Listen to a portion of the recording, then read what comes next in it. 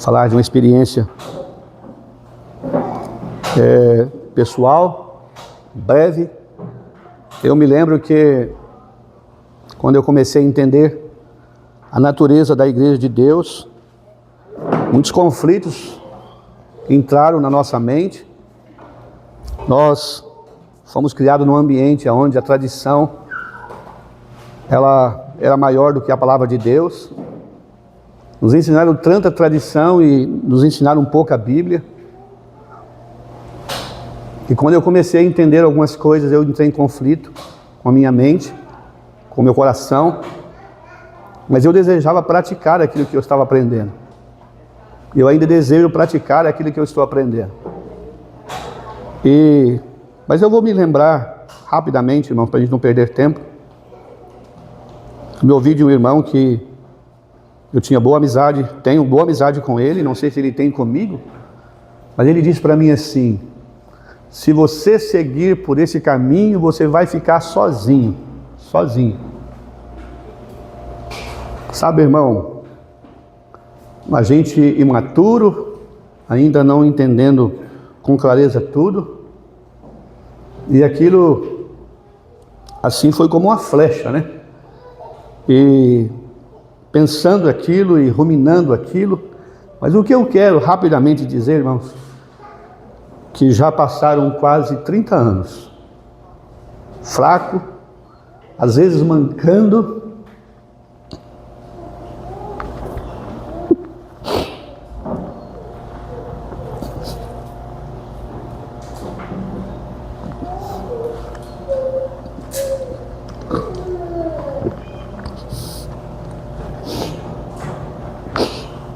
o Senhor tem sustentado a nossa fé. Eu quero dizer aos irmãos que estão aqui, muitos de vocês, Deus levantou para nos ajudar, para nos animar e fazer que vale a pena, vale a pena. Muitos de vocês eu conheci depois dessa experiência. Deus foi levantando, levantando. E tem sido assim, irmãos. Cada um de nós tem uma experiência. Então eu quero dizer para os irmãos que eu sou muito grato a Deus por vocês existirem, por vocês fazerem parte da nossa história que eu posso contar. Então, 30 anos, quando o Senhor começou a abrir os nossos olhos para ver a natureza da Igreja de Deus. E nós continuamos apreciando essas mesmas verdades até o dia de hoje. Vamos abrir novamente, irmãos, 1 Coríntios, capítulo 5.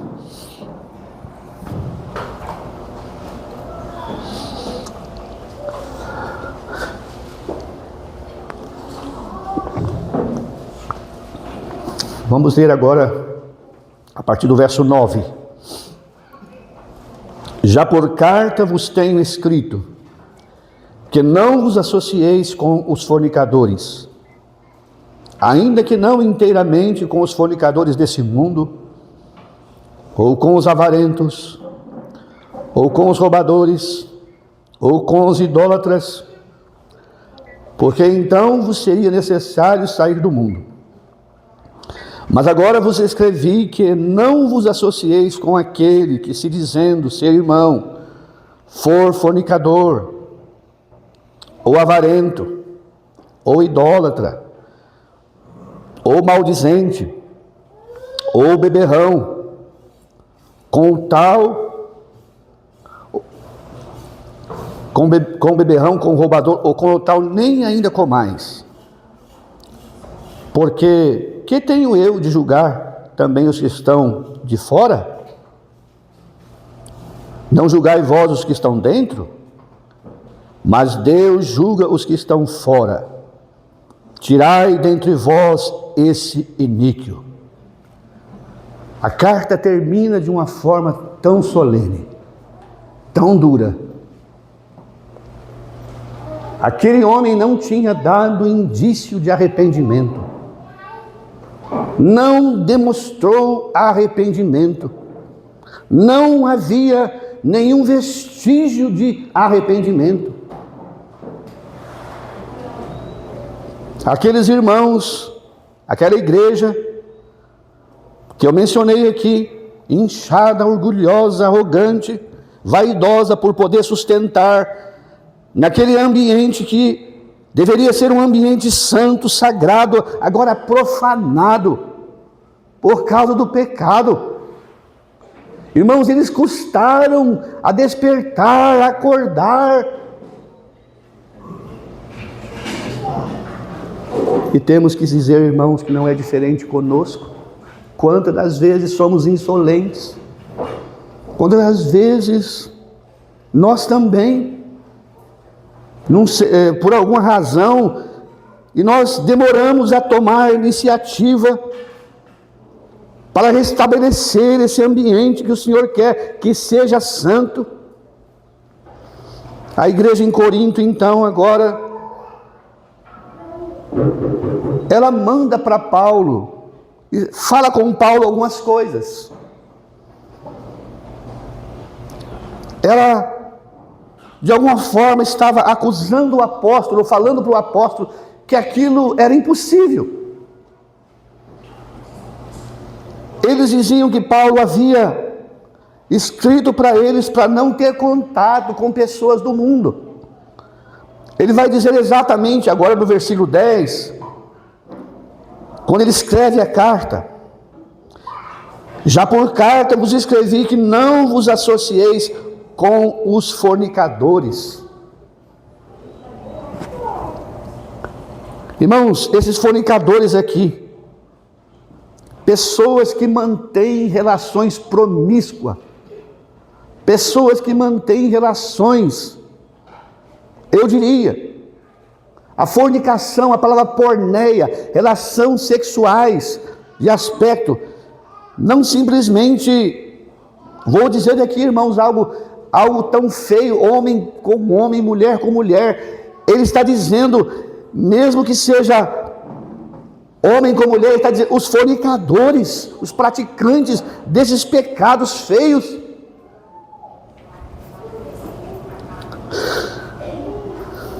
Eu disse aqui que o crente, irmãos, ele pode cometer qualquer pecado, qualquer. Ele não foi salvo para viver no pecado e nem pecar, mas ele pode acidentalmente vir a pecar.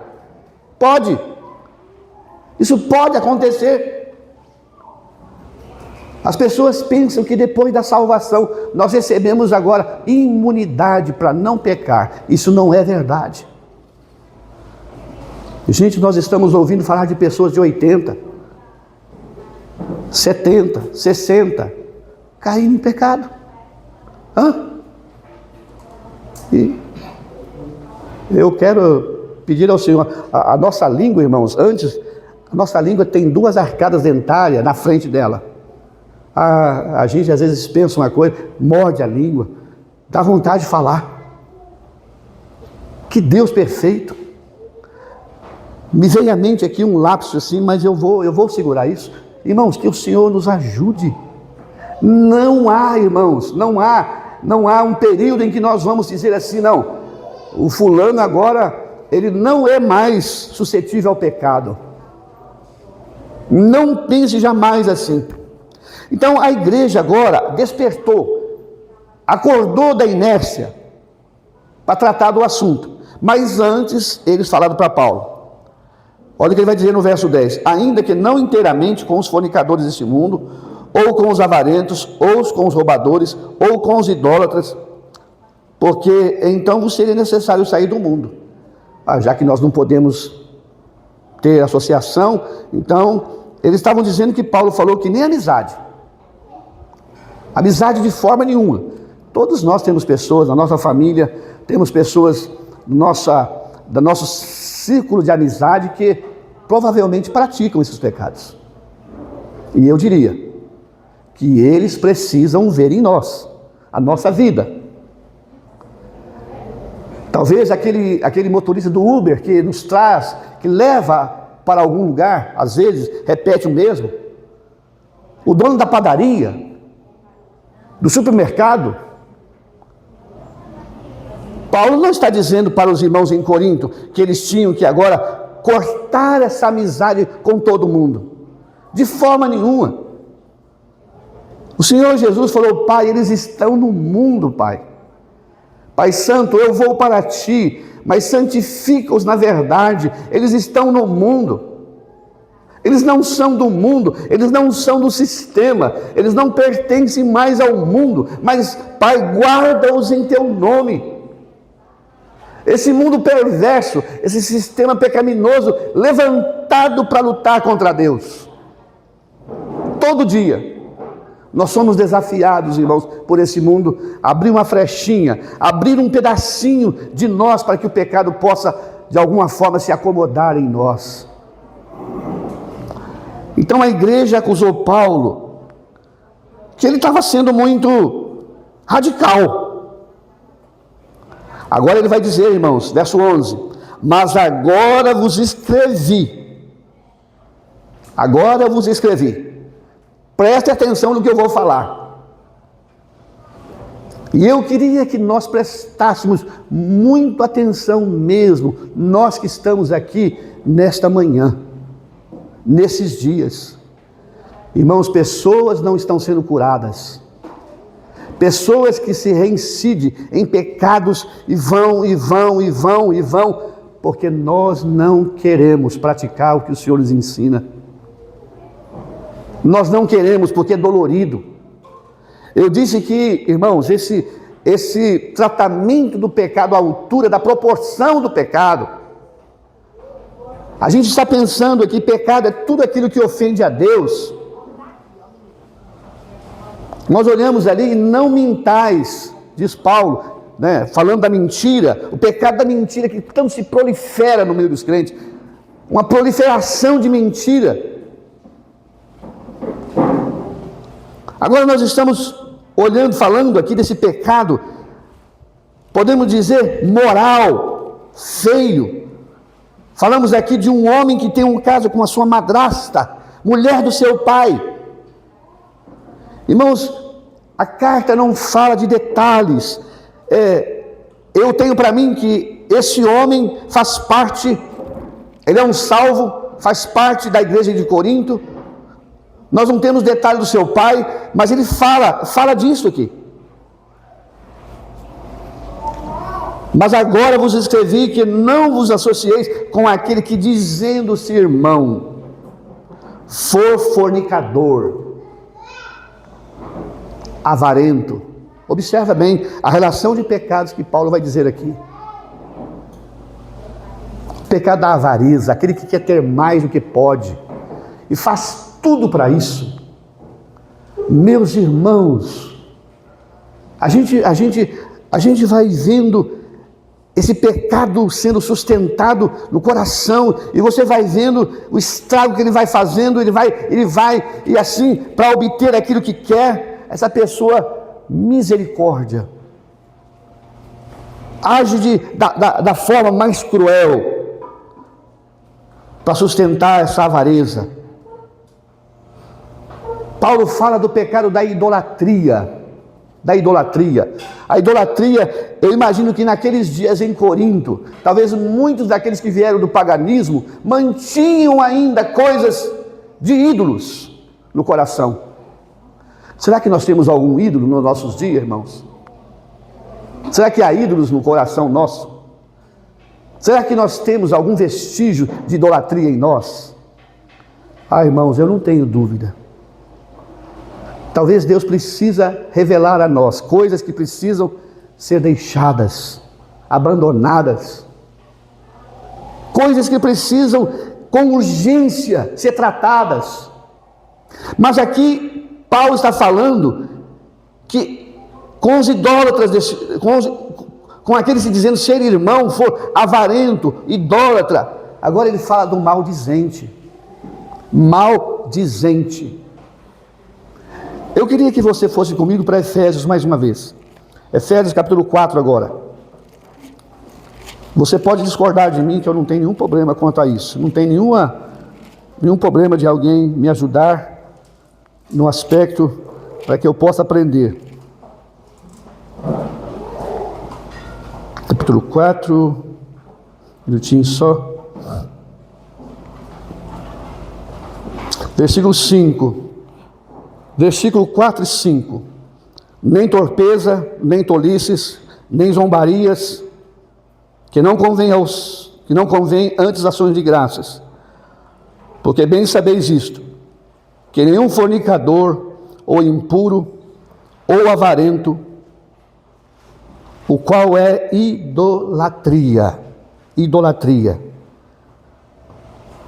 tem herança no reino de Cristo. Eu queria, irmãos, falar algo aqui. Essa expressão, irmãos, ele vai falar aqui também de blasfêmia. Eu só quero encontrar aqui onde ele fala da blasfêmia. Os irmãos estiverem nesse mesmo texto aqui. Um minutinho só, irmãos.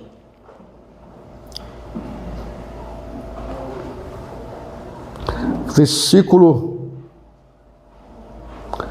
31 do capítulo 4. 31, irmão, obrigado. Toda amargura, ira e cólera, e gritaria e blasfêmia. Queria destacar aqui. Obrigado, irmão, obrigado. Blasfêmia, sempre pensamos em um pecado contra o Espírito Santo. O maldizente.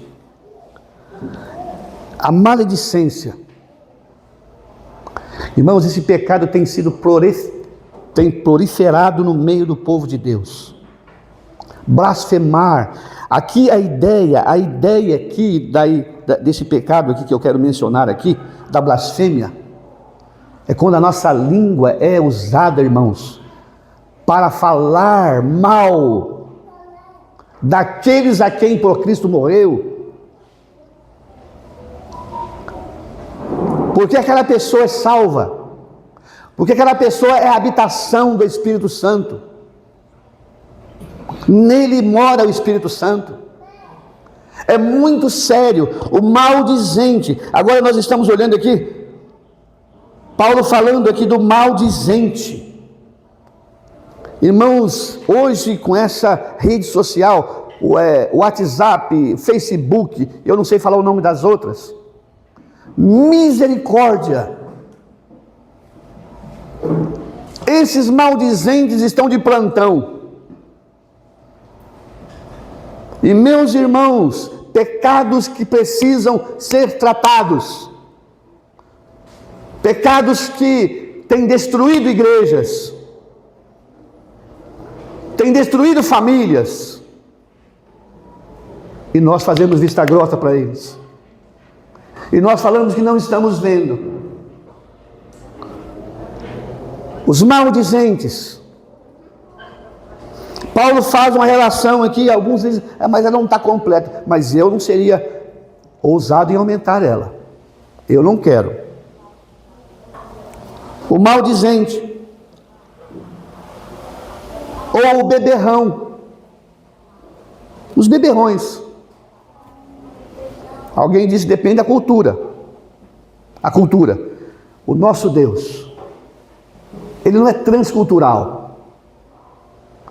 O nosso Deus, a mesma palavra, no seu original, ela vai nos ensinar a mesma coisa. Ouvimos falar que em algumas culturas africanas, quando o homem casa em alguma cultura, o homem casa e ele recebe então do sogro uma segunda mulher. Naquela cultura. Agora, meus irmãos, o evangelho chegou ali. O evangelho pregado ali agora. Uma nova vida foi estabelecida ali. O que a palavra de Deus diz? O que a palavra mostra? Deus chama isso de pecado. Não há um segundo lugar. Não há um lugar para uma segunda mulher no casamento. Não tomará outra mulher. É o que diz a palavra de Deus com a sua esposa. Isso é pecado. A lei de Moisés falava isto. Então nós estamos olhando aqui, irmãos, essa relação de pecados mostrada por Paulo, e ele termina então falando do beberrão, do roubador. Paulo vai dizer a carta aos Efésios: aquele que roubava antes, agora faça com as mãos, para que tenham como que acudir outros. Será que pode haver irmãos que têm esse desvio de conduta em roubar algo que não é dele? Ah, tem, irmãos, tem. Tem mesmo. Furtar é tirar algo na ausência. Roubar, tomar para si aquilo que não é seu. Quantas das vezes nos apropriamos de coisas da casa dos outros, ou da empresa onde nós trabalhamos, roubamos o nosso patrão, roubamos o tempo. Somos chamados para fazer o nosso horário de serviço, mas roubamos o nosso patrão. Então, mas Paulo, ao dizer aqui, falando desses pecados aqui, mostrando aos irmãos de Corinto, alguém dizendo-se irmão. Na carta aos Hebreus diz: aos meus irmãos declarei o teu nome. Ele não se envergonha, irmãos, de nos chamar irmãos.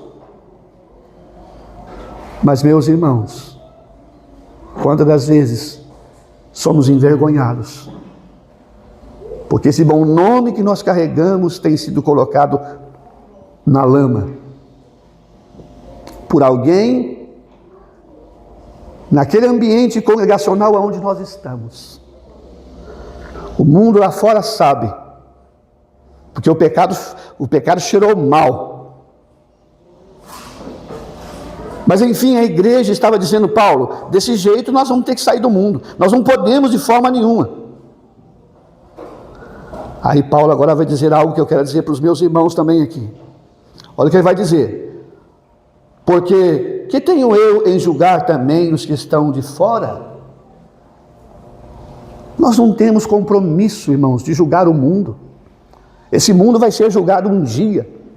Haverá um dia. Paulo falando, Lucas falando no capítulo 17 de Atos, porque Deus tem marcado um dia em que, como juízo, Ele vai julgar esse mundo.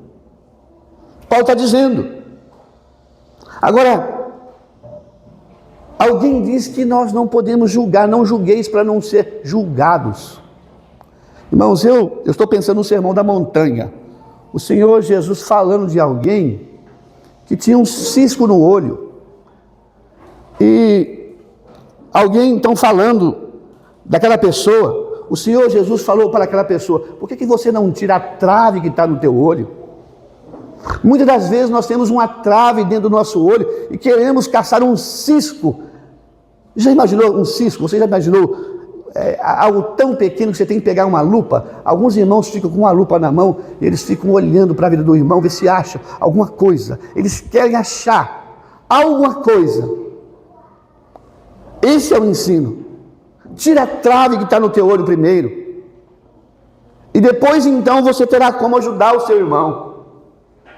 É muito sério, irmãos. Então a questão de não julgar, a igreja precisa sim, com oração, com discernimento. É necessário que pecados sejam julgados à luz das Escrituras, na proporção em que eles foram cometidos.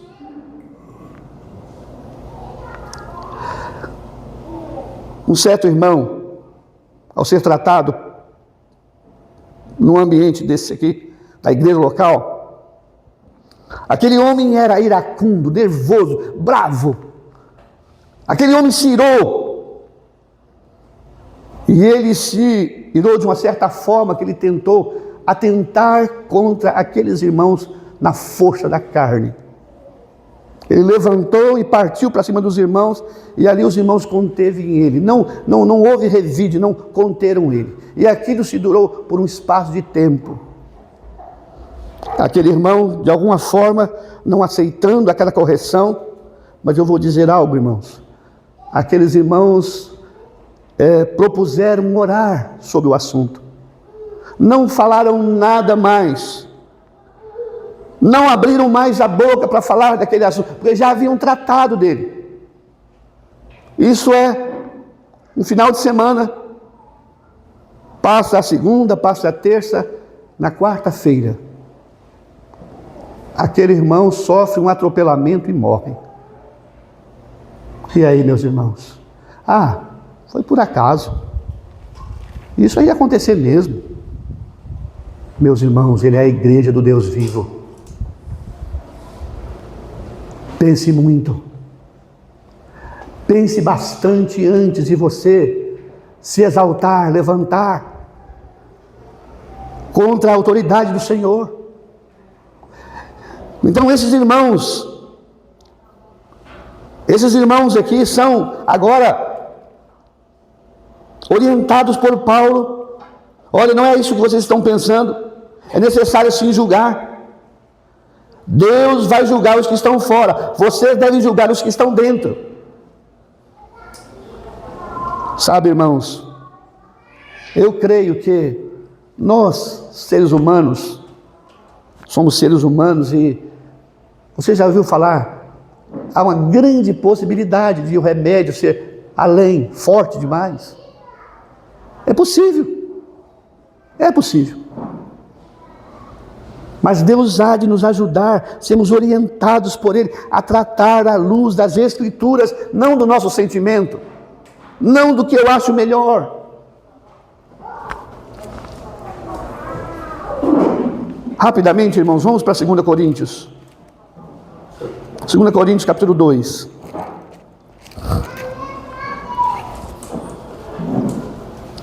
A igreja demorou a tratar do assunto. Demorou a usar do remédio forte que era a excomunhão. Agora a igreja tratou. Agora a disciplina não visava a restauração, mas era algo de vingança. Nós vamos pisar ele vamos pisar no máximo. Nós vamos botar ele para sofrer. Ele vai pagar tudo que ele fez. A igreja foi tardia em disciplinar. Agora a disciplina era usada como talvez um motivo de vingança. E eu queria destacar isso com os irmãos. Vamos ler capítulo 2, até o versículo 11. Mas deliberei isto comigo mesmo, não em ter convosco em tristeza. Porque se eu vos entristeço, quem é que me alegrará, senão aquele que por mim foi contristado? Escrevi isto mesmo para que, quando for, não tenha tristeza da parte dos que deveriam alegrar-me, confiando em vós todos que a minha alegria é a de todos vós. Porque em muita tribulação e angústia do coração vos escrevi, com muitas lágrimas, não para que vos entristecesseis, mas para que conhecesseis o amor que abundantemente vos tenho. Porque se alguém me contristou, não me contristou a mim, senão em parte para vós, não sobrecarregar a vós todos. Agora eu queria destacar algo aqui, irmãos, abrir um parênteses aqui. Basta-lhe o tal a repreensão feita por muitos. Agora eu quero falar com todos que estão aqui. Você já viu quando a igreja trata de algo que deveria ficar naquele restrito? Restrito. Há coisas que estão no restrito, há coisas que precisam ser declaradas. Aqui foi declarada. Mas o que eu quero destacar aqui, bem feito. A igreja trata de alguns assuntos, tratou, disciplinou. Mas há aquela torcida, a torcida do quero mais. Vamos agora tornar a sua vida a pior coisa. Nós vamos fazer esse irmão chorar dia e noite. Paulo está dizendo aqui, irmãos, basta-lhe a punição feita pela maioria. Eu quero destacar aqui, a igreja na pessoa dos seus anciãos. Nessa representação, irmãos, a igreja tratou. Não cabe a mim, não cabe a ninguém piorar mais aquela situação. Agora, observa bem, verso Paulo fala, basta a punição feita por muitos, de maneira que, pelo contrário, deveis antes perdoar-lhe e consolá-lo, para que o tal não seja de modo algum devorado de demasiada tristeza. Ah, irmãos, lá naquele ambiente, no mundo, aquela disciplina de um cunho tão pesado, entregue a Satanás, sendo afligido, aquele homem ali sofrendo, vamos assim dizer, os ataques do inimigo, e agora contristado, caindo em si, vendo o horror do seu pecado, vendo a situação dele, aquele homem desesperadamente, ele cai em si. Qual deve ser a nossa atitude? Qual deve ser o nosso comportamento? Se antes não era para comer com ele, beber com ele, não ter amizade com ele, agora, irmãos, agora a coisa está mudando. A igreja era para estar agora indo lá, esses irmãos da liderança era para estar mais próximo ali, tratando daquilo, trazer para a igreja. Paulo está dizendo, olha aqui, por isso vos rogo que confirmeis para com ele o vosso amor. Ah, irmãos, eu estou pensando que trata do mesmo homem, da mesma pessoa. A disciplina visa a recuperação, trazer de volta, buscar de volta, não é lançar fora, não. E Paulo vai dizer então, por isso vos escrevi também, para por esta prova saber que sois obedientes em tudo, a quem perdoardes alguma coisa, também eu. Porque se eu também perdoei alguma coisa, a quem perdoei por amor de vós, o fiz na presença de Cristo, para que não sejamos, sobretudo, sobrepujados por Satanás. Irmãos, eu estou pensando que aquele homem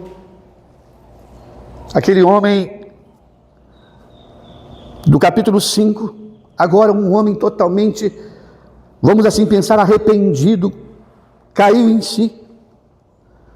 Como era a atitude agora? Como deve ser essa atitude?